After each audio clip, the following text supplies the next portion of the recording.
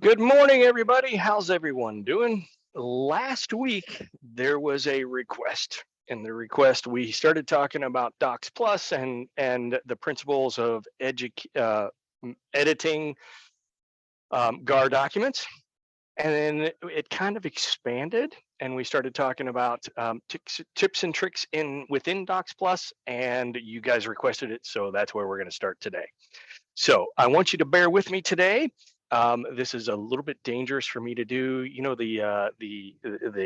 when you watch Law and Order and they say the attorneys say you should never ask a question that you don't know the answer to in the courtroom.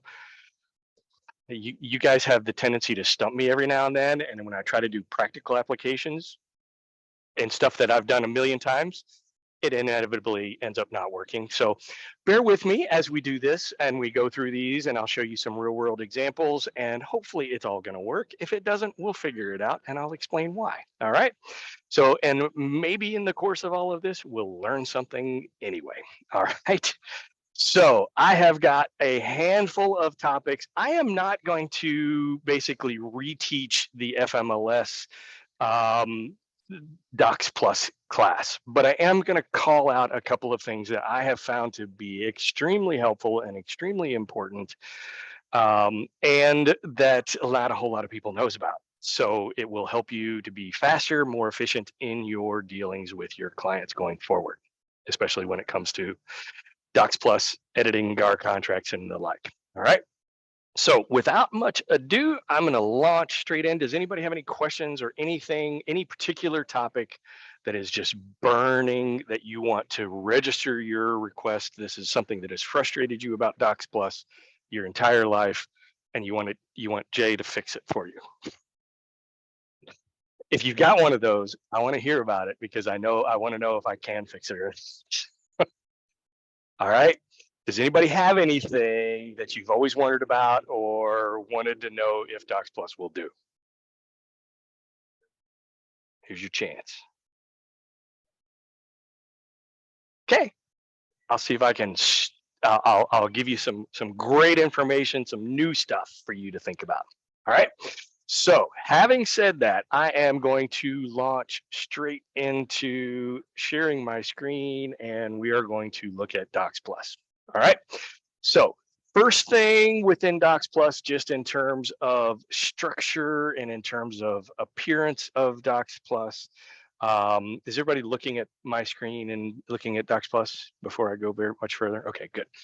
So I want to show you a couple of things in your settings that are key. All right. So when you open your Docs Plus, you're automatically going to be in your dashboard. Yours may look a little bit differently. You're not going to have this impersonate users. This is one of the features of Docs Plus and why we as a brokerage advocate that you use Docs Plus is because this is how the help desk and the management staff and Karen and everybody and their brother helps you with your contracts is we have the ability to impersonate you so that we can send documents off for you to have them signed. So you will not see this impersonate users, but I do have that capability. All right. But what I wanted to show you was within the settings. All right. Settings is a key factor and it's often ignored, but your settings is right there in the dashboard or right off the menu bar on the left-hand side. Here you can change the appearance of your signature. Your initials on the original was just your first and the last name, but you wanted to use your 3 letters initials. This is where you can do that. You can also change the font size if you want to, happy stuff like that. This is less important than this one. Under the settings, your GAR FPIN or NRDS number is blank and the change icon right there. All right. If you ever log into your Docs Plus and you all of a sudden discover I no longer have access to my GAR documents. When I go to the forms library and I select Georgia forms, maybe that Georgia Association of Realtors doesn't appear there. If that is the case, then the problem is with your NERDS number, okay? NRDS is your, it's often referred to as your NERDS number, NERDS, but as in nerd, as in Greek push the glasses up on the nose kind of a thing. But it is not. It is your National Real Estate Database System is what NERD stands for. And it is a number that allows you access to GAR documents. Remember, as a member, your only way you can use GAR documents is that you have to be a member of the Georgia Association of Real Estate, which means you have to have a membership somewhere. Some of our agents don't do that, or 2 times a year they renew the forms, in which case you have to renew your membership here each time. All you have to do is come change, put your cursor there, hit confirm, and now you're in, and your access will expire on whenever your NERDS number expires at the end of this year. All right, any questions on that? Okay, let me show you another one. Your Realtors Association membership. All right. How many of you end up typing when you're writing an offer? You end up typing Atlanta Realtors Association or Cobb Board 26 times on 26 different forms within your menu. If that is the case, you don't have to. All you have to do is put your membership board right here, Atlanta Realtors Association, or whatever board you happen to be a member of, and every form that requires Atlanta Realtors Association or what your board membership is, it'll automatically fill that out there. Okay. So that is key. There are a couple of notification icons on here as to whether or not when you want to be notified of different things. Those are all within the settings menu, and that is quick and easy to make those changes real quick. Any questions on anything within the settings menu? Okay. All right. I am going to show you my screen again. And now we are going to I want to look at under the My Transactions. You have your folders of transactions that you are actively working. So first off, I want to advocate for a couple of different things. Notice I have only 3 active files in here, but I also have an archive folder here. All right. I'm going to strongly advocate that you utilize this feature whenever you are organizing your dashboard, if you will, or your transactions, is use the archive and put everything that you're no longer utilizing in your archive folder. One, it keeps things clean for you and it keeps your inbox unorganized. 2, it helps remember, if the help desk is helping you or somebody on the management team, like your broker or myself, is logging in, it's nice to be able to know which file we're looking for, because it's your active files, not the 200 files that you have open, and I have to sort through all of these to look for the one that you've asked me for help on. Make sense? So if you have a whole bunch of folders in here, I'm going to advocate that you simply come in here and you are in your transactions, and you can just simply do new transactions. I think you just add a folder. Actually, so you're just in this transaction and you add a folder, and you can do archive to, just to differentiate it from the other. Done. I have created that folder under this particular one, but it's so simple to move it to my main folder. Create a new folder.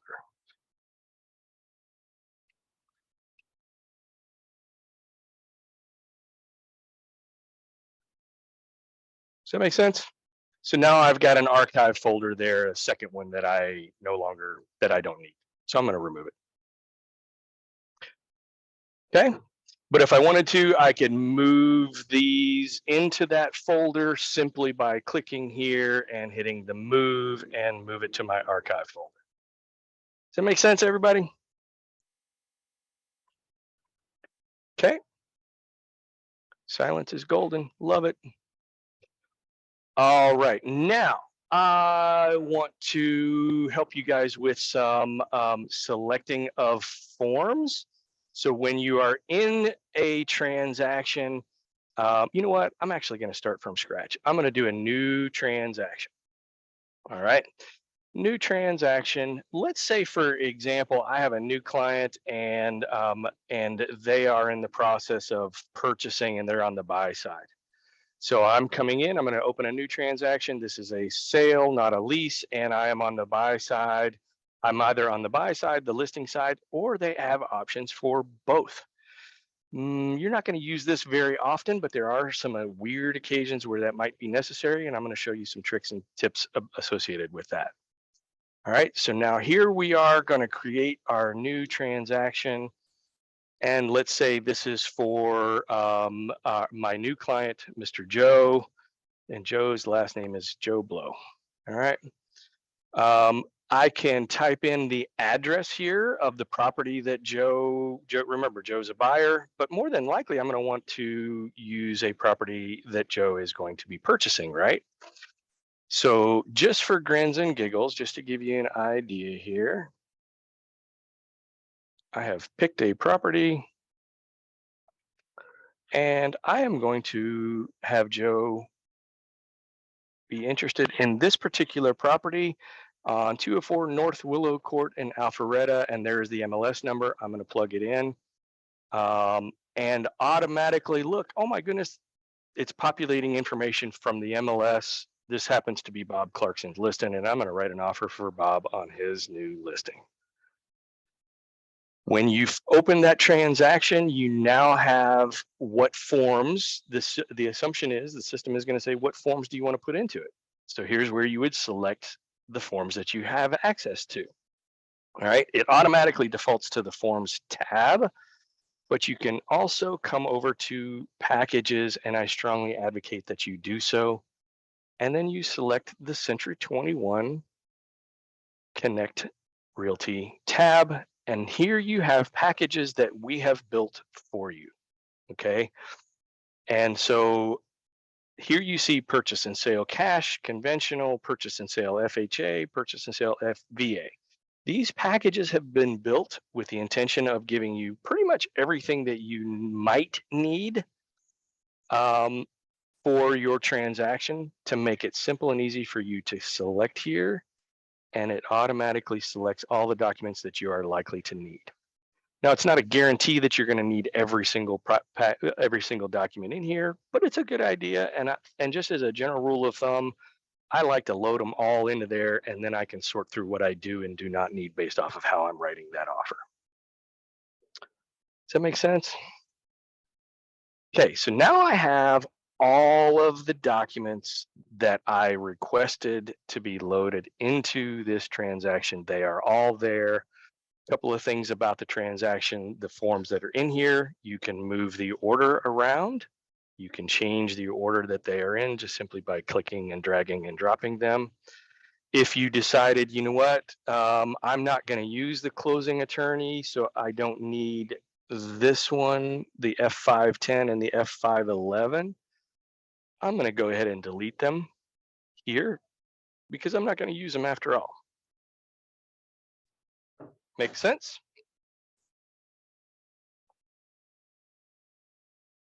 And now I have the documents that I need to be able to create my offer for this particular transaction. All right. So first off, when you're in here, I want to call out a couple of things for you. You've got your menus at the very top, and you have documents, people, fields, and history. So we are clearly in the documents, and we see everything that is available here. You can also edit the people. And in this case, it knows that we have me as the listing agent and Bob Clarkson, or me as the buyer's agent and Bob Clarkson as the listing agent, but I haven't told him who my buyer is yet. So remember, we were going to do Mr. Joe. Joe's last name is Blow, but now I need to edit and make sure that I've got Joe's email, joeb@gmail.com. Done. Back to my document. So now if you look, you see I have Joe's initials already loaded in here because he is one of the people. If I realize, you know what, Joe's married to his wife Jane, and Jane below needs to be included in here. I'm going to add her to it also, and then I'm going to put janeb@gmail.com. And now I've got everything I need to be able to put this all together, with the exception of the seller's name. But you know what? That's Bob's issue. He can figure that out. He's representing the listing agent. Okay. Now, when you are filling in this form, you could simply go through and just start filling in dates. The closing date is going to be next month on the 21st. And you can fill it out this way. You can also come up to the very top and you can do the fields, and you can know exactly which fields are fillable within this form. And so you can go through and check the various aspects, and you theoretically, if you fill every one of these fields in, or include an NA or a none or a non-applicable or whatever the case may be, then in theory your offer is good and has no missing blanks. Does that make sense? I don't use this very often, to be honest with you. I would rather fill it in from the document because I've just trained my brain to work this way and to read the document instead of just the fields. Okay. Likewise, you will also have up here a history tab, and you will see where, if any of the fields that you have included in here, if you have changed them, if you have edited them, and here you see the change that I just made on the closing date right there. You have a log of the history of the document if you needed it. Any questions about those so far?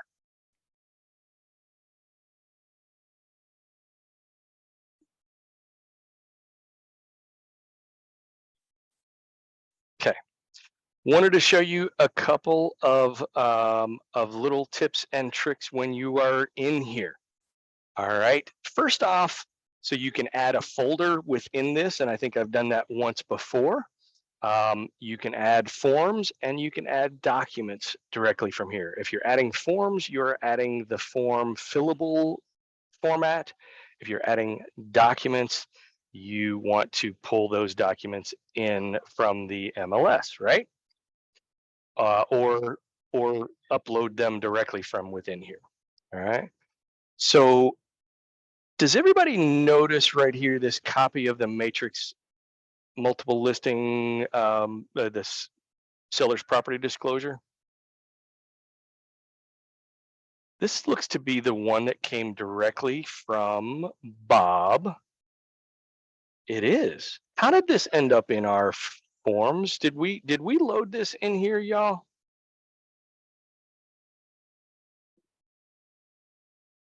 Did we? No. We didn't. How did it end up in there? Does it automatically go over when you put the listing number in? Oh my gosh. You're the best. All right, so let's look at something real quick. I want to show you something. If we are looking at Bob's property, first off, let me go in here.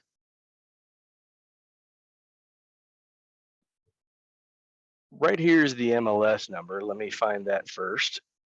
Where did it pull? There we go. Control C.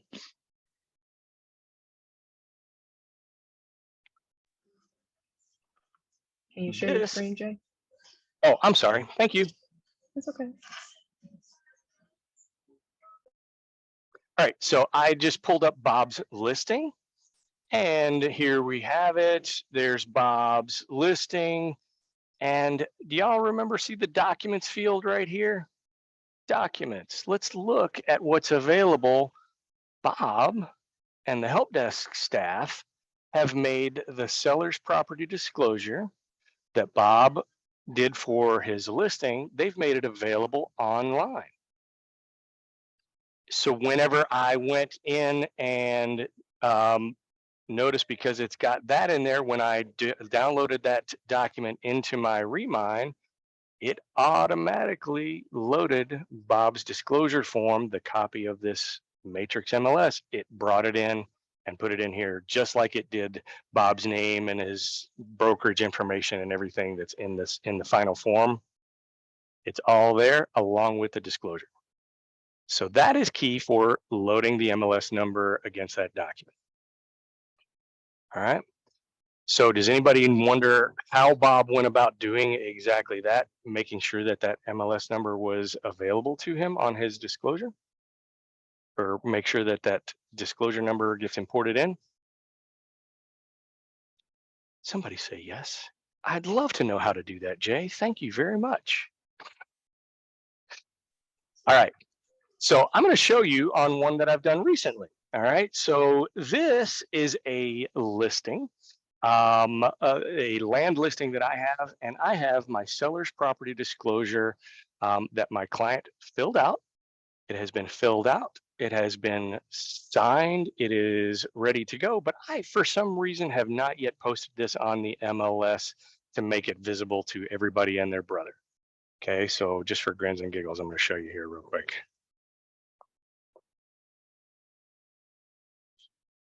My active listing. All right, so here is my, oh, you know what? I did do it. I did make it available. But I'm going to show you how to do it anyway. So here's the seller's property disclosure. I am going in here, and the seller's property disclosure, this document, I want to make it MLS visible. Here is the MLS number.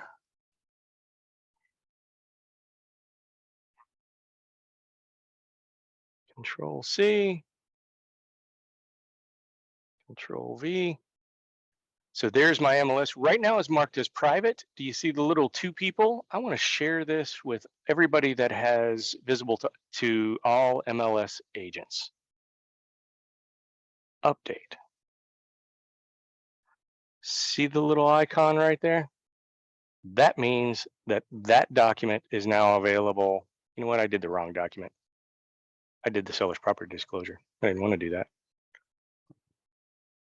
I'm going to change its visibility right now, folks.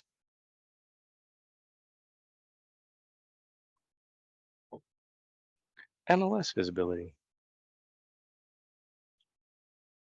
Private. Update.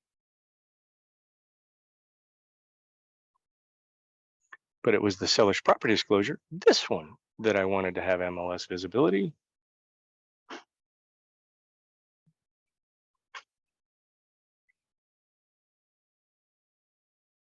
And indeed, update. And there you have it, folks. Now you see it's visible. Okay. Any questions on that? Nope. Okay. I'm going to show you another cool tip and trick that I absolutely love. All right.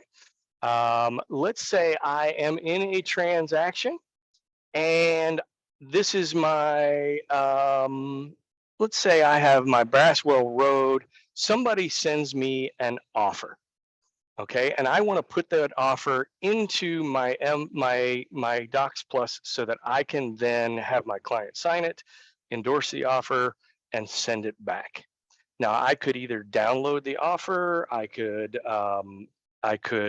and then use the upload button, but I want to show you this copy transaction email. Okay, so notice this, the link here is an entire link, and all I have to do is hit copy transaction email copied to my folder.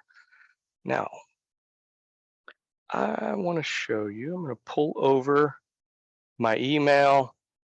Let's say, for example, I received the offer. This is my offer. Here's my offer documents. I wanted to get all of these documents into that transaction folder so then I could sign it. So here was my offer that I got on it. Here's the warranty deed. Here was their pre-approval letter. I wanted to get those into my Docs Plus transaction so that I can then manipulate it. So I'm going to email it to myself. I'm going to email it to my Docs Plus folder. All right, so I just copied that email. I went to my email. I sent the email with the attachments to it. Whatever attachments are in that email are going to show up right here in this folder. And if I hit refresh, it might take it a minute, but we're going to see in just a few minutes, we'll see 3 additional documents that are going to show up in here simply by virtue of the fact that I emailed them to that link right there. And watch it just prove me wrong. And I'm going to look silly and y'all are going to laugh at me. And that's exactly what it's going to do.